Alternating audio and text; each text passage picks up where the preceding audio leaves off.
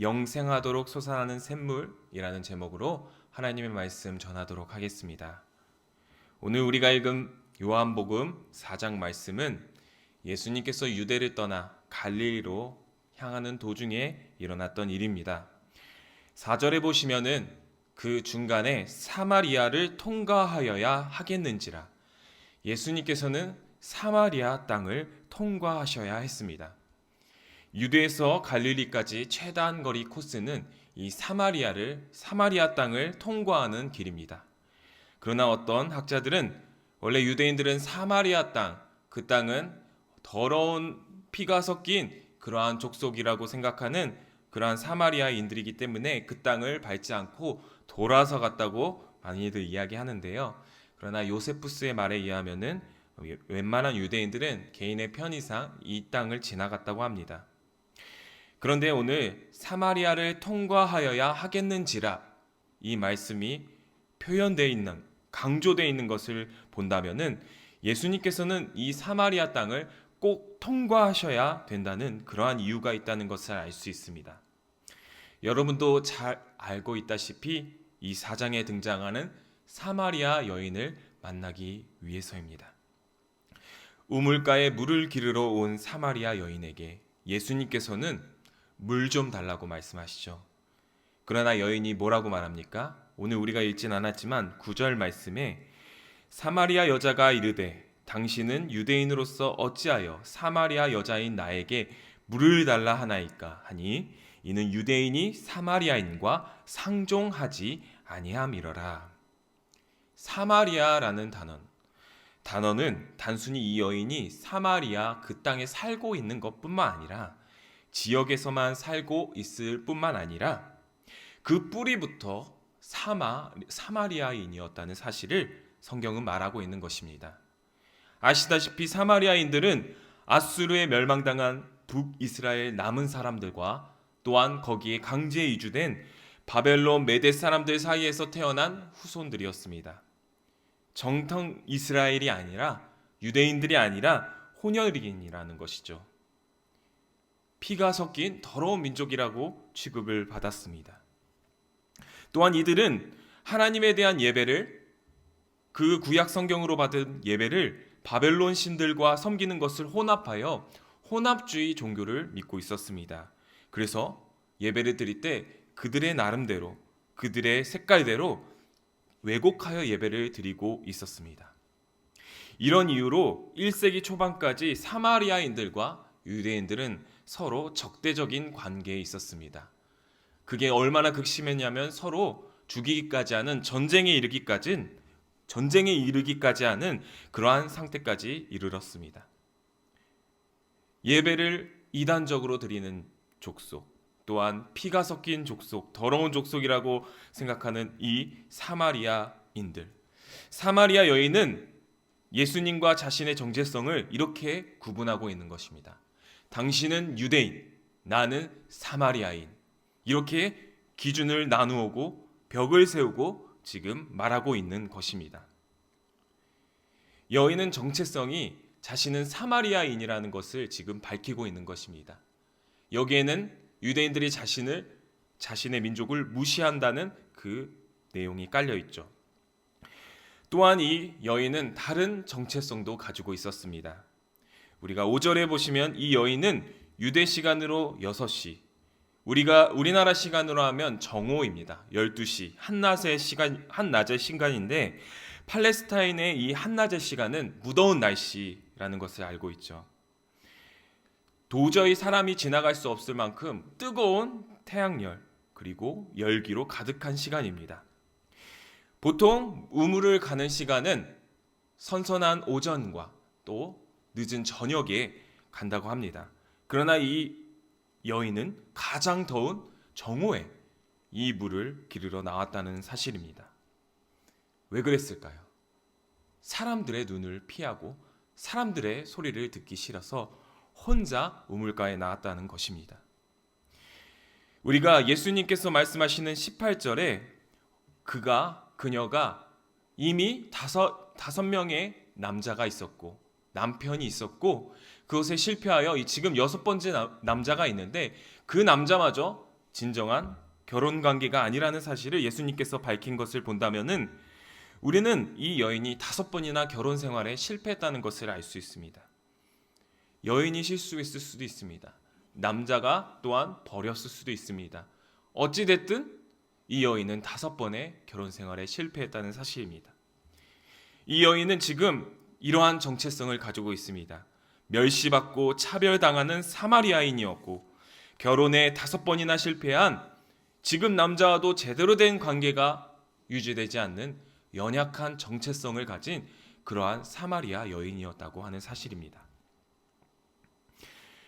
예수님은 이 여인을 만나셨습니다. 그러나 예수님은 그녀의 정체성에 대해서 알고 있었음에도 불구하고 그녀가 당신은 유대인이고 나는 사마리아인입니다. 이 말에 예수님께서는 어떠한 언급도 하지 않으시고 그저 자신의 정체성에 대해서만 말씀하십니다.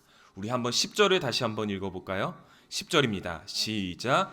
예수께서 대답하여 이르시되 내가 만일 하나님의 선물과 또 내게 물 좀 달라 하는 이가 누구인 줄 알았더라면 내가 그에게 구하였을 것이요 그가 생수를 내게 주었으리라. 예수님은 자신을 누구라고 합니까? 하나님의 선물을 주는 자, 생수를 주는 자라고 설명하고 계십니다. 하나님의 선물은 무엇입니까? 우리는 잘 알고 있습니다. 구원은 하나님의 선물이라는 사실을 알고 있습니다. 예수님께서는 구원을 주시는 분, 구원자라는 사실입니다.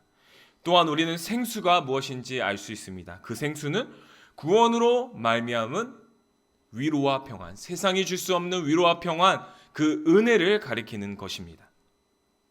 예수님께서는 사마리아 여인이 자신이 누구인지 알았더라면 그것을 구하였고 그것을 줄 것이라고 말씀했습니다.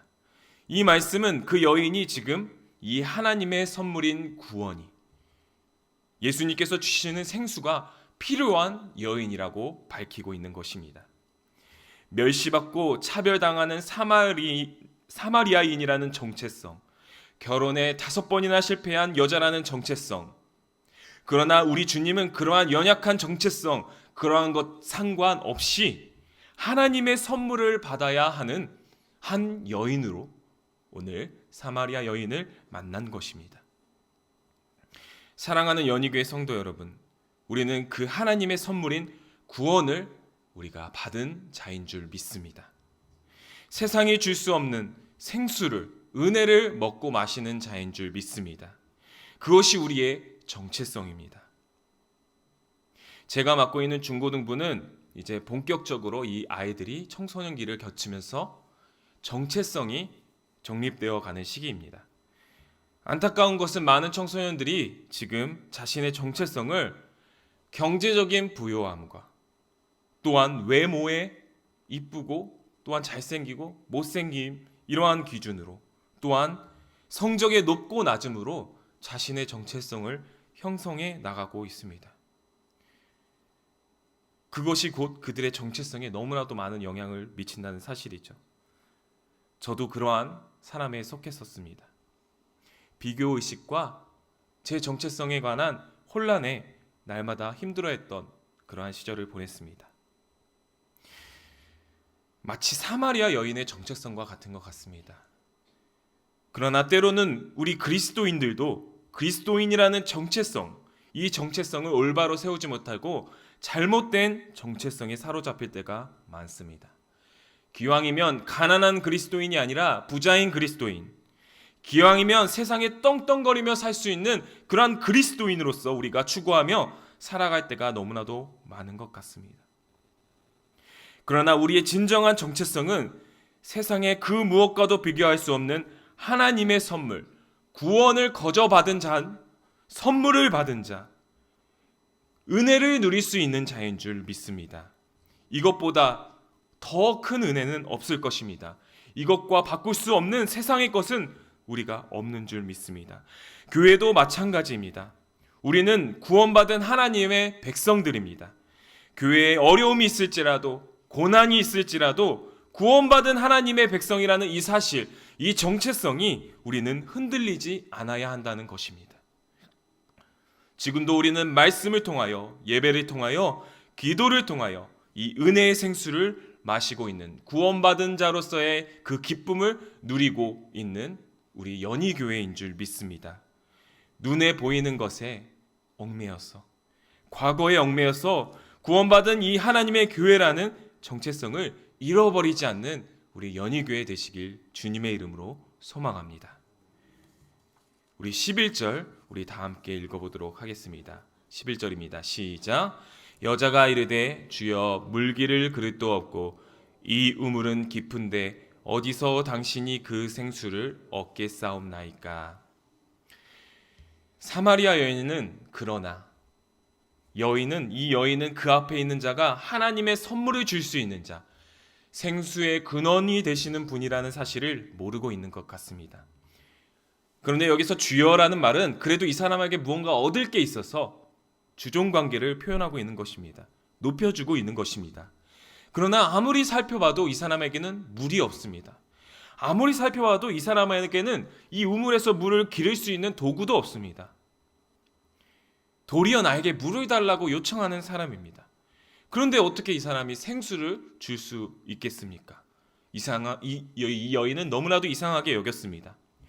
지금 이 여인에게 가장 필요한 것은 지금 마실 물입니다. 12절 보시면은 우리 조상 야곱이 이 우물을 우리에게 주셨고 또 여기서 자기와 자기 아들들과 짐승이 다 마셨는데 당신이 야곱보다 더 크니이까. 예수님과 여인이 만난 이곳은 야곱의 우물이었습니다. 구약 성경에서는 이 야곱의 우물이 어디에도 기록되어 있지 않는데 1세기 당시에 많은 사람들이 알고 있었던 야곱의 우물이었습니다. 이 야곱은 너무나도 유명한 사람입니다. 사마리아인에게도 또한 유대인에게도 다 조상이라고 여겨지는 큰 자였습니다. 지금 야곱은 당신이 야곱보다 더 크니까 이러한 질문을 예수님께 하고 있는데 이것은 그 사람으로 하여금 야곱이요? 제가 그 사람보단 크진 않죠. 우리 조상이지 않습니까? 이러한 대답을 얻어내기 위해서 한 질문입니다. 그러니까 예수님도 별거 아니라는 것이죠. 예수님도 그저 큰 능력을 베풀 수 있는 사람이 아니라고 지금 무시하고 있는 말투입니다. 지금 여인이 필요로 하는 것은, 여인에게 정말 필요로 한 하나님의 선물은 예수님이 말씀하고 있는 그러한 생수가 아니라 지금 당장 필요한 것은 물입니다. 어쩌면 이 물을 빨리 지금 나르고 싶고 이 너무 무거운 그 물동이를 빨리 날라서 쉬고 싶은 마음일 수도 있습니다. 더 나아가 그녀가 진정으로 원하는 것은 더 이상 남의 눈치를 보지 않고 물을 기를 수 있는 것, 더 이상 불안정한 생활을 하지 않고 안정적인 결혼 생활을 하는 것, 차별당하지 않고 소외받지 않는 그러한 삶을 지금 여인은 하나님의 선물이라고 여겼을 것입니다. 그것이 사마리아 여인에게 가장 필요로 한 하나님의 선물이었습니다.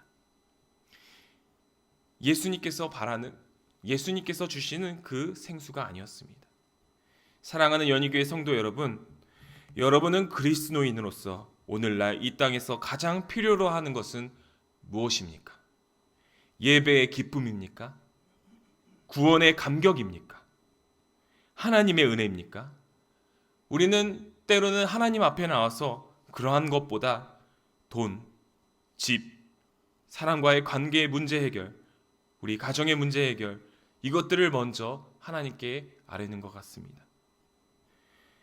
요즘 학생들은 하늘을 잘 못 본다고 합니다. 교실 위로는 천장이 막혀져 있죠. 그리고 학원 가서도 천장이 막혀 있습니다. 그나마 이동하는 시간에도 무엇을 보죠? 스마트폰을 보며 다닙니다.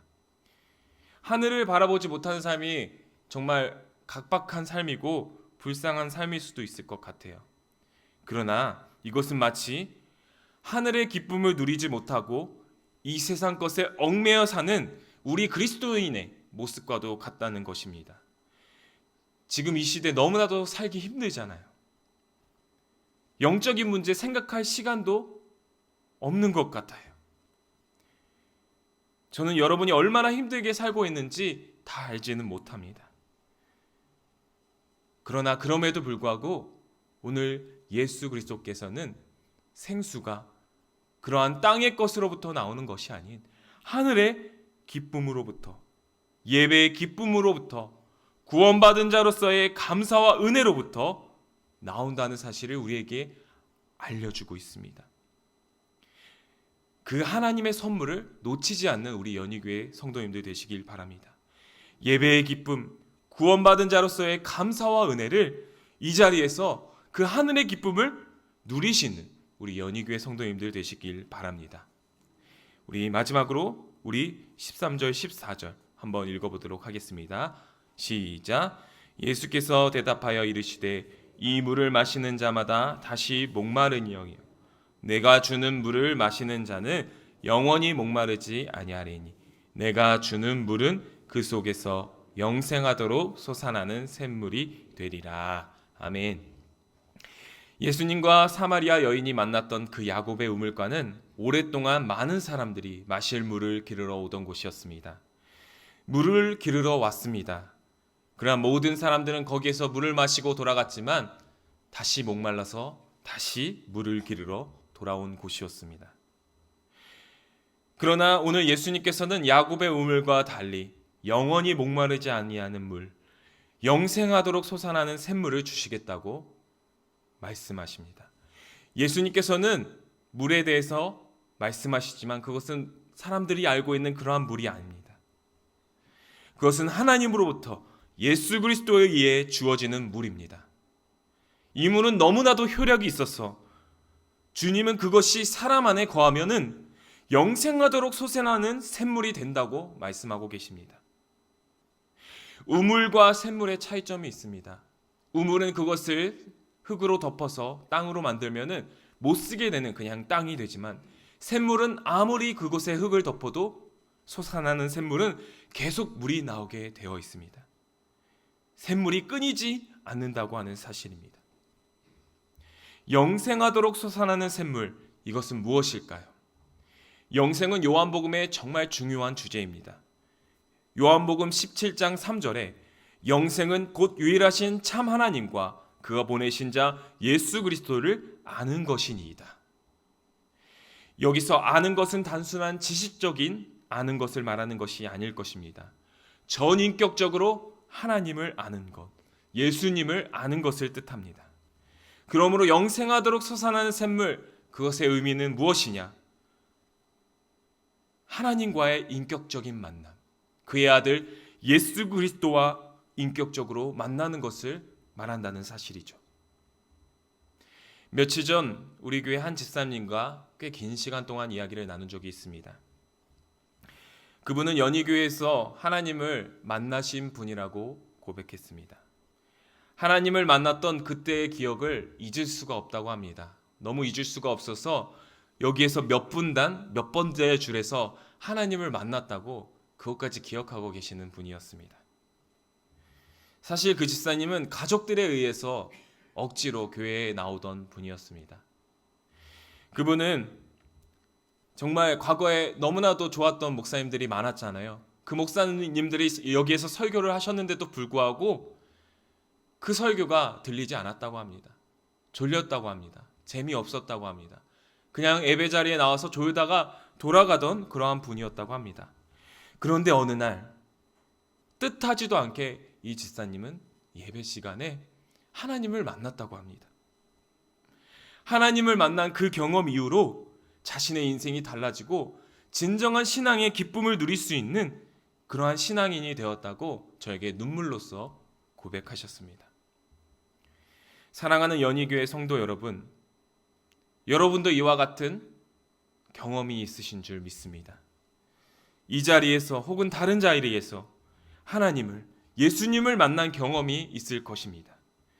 지금도 최근에도 이 자리에서는 예수님을 만나고 나의 구주로 영접하는 분들이 있습니다. 우리 교회가 아무리 어렵고 힘들지라도 이 자리에는 예수 그리스도를 만나고 인격적으로 만나고 경험하시는 분들이 있다고 하는 사실입니다. 저 주일학교 교육관에서도 하나님을 만나고 예수님을 만나는 우리 주일학교 학생들이 있습니다. 그런데 왜 우리는 이 자리에서 예수님을 만나고 있지 못하는 것일까요? 우리는 왜 예배 시간에 하나님을 진정으로 만나고 있지 못하는 것일까요?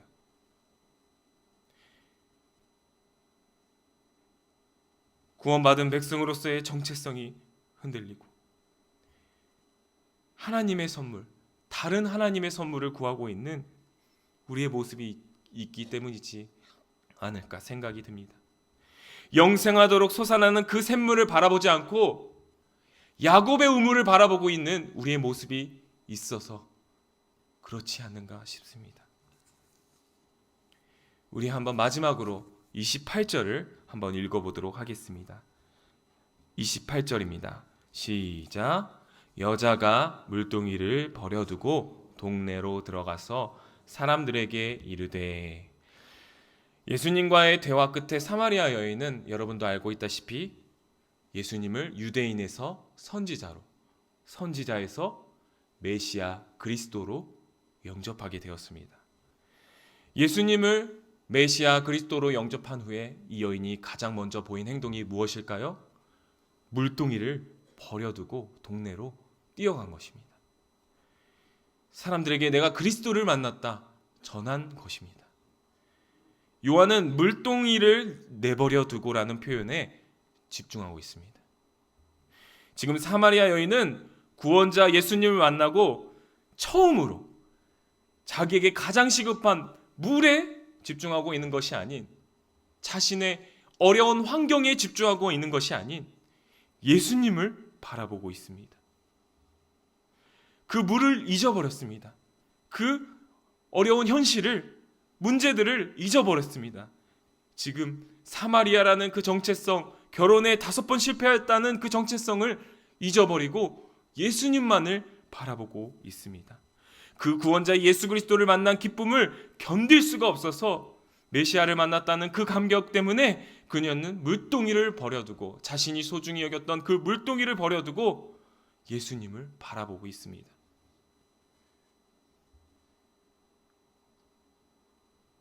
저는 이것이 우리의 예배의 진정한 모습이 되어야 될 줄 믿습니다.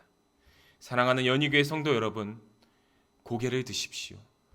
예배를 할 때, 찬양을 할 때, 기도를 할 때 땅의 것만 쳐다보지 마시길 바랍니다. 땅의 것에 얽매이지 않으시길 주님의 이름으로 소망합니다. 고개를 들어 주님을 바라보시기 바랍니다. 하나님을 만날 수 있는 이 시간, 하나님을 만나는 이 예배 시간, 기도의 시간, 찬양의 시간, 그 주님을 진정으로 만나는, 예수님을 진정으로 만나는 우리 연희교회 성도님들 되시길 바랍니다. 예배 시간 다른 것을 바라보지 않으시길 바랍니다. 사람을 바라보지 않으시길 바랍니다. 하나님을 만나고 하늘의 진정한 기쁨을 누리시는 우리 연희교회 성도님들 되시길 주님의 이름으로 간절히 소망합니다.